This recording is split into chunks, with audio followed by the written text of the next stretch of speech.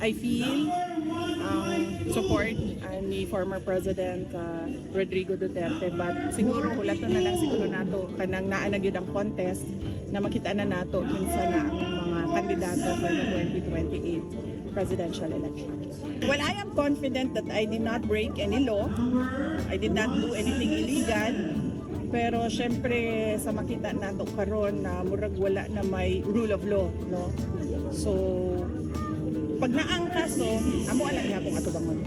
Gumawa kami ng mga inventory of cases base sa mga nabasa namin sa media based on interviews sa mga different agencies of government, House of Representatives, Department of Justice, NBI, and PNP. And then for each case, I assign lawyers. Bago lang, sabi niya na since hindi ko tatanggapin yung pera, mag-lawyer siya para sa akin. So sinabi niya, he will collaborate. He will be a collaborating counsel for all cases. So he'll be one of the lawyers? Yes, he'll be one of the lawyers for all the cases. Mo yang ginaingon. And he's preparing his documents karon sa IDP so that he can sign as a lawyer. As a lawyer of good standing. Ako patrason.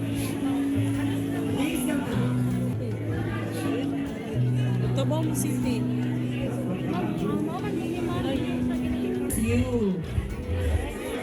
Hinay lang tayo. Hinay na. Tama na, okay na. Basta na, close ka ako, mabutan na.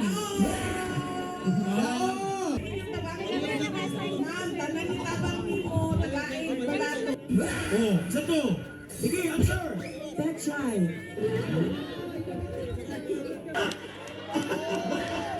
Karon. Oh. Huwag mamin makasa, medyo.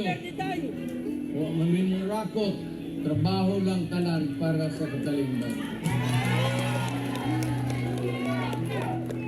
Kung muna'y timan-in ninyo, magikan sa akong amahan ni atong gobernador. Presidente, ngayon na lang, nakaduha mo ka Duterte, umalo yung Ginoo.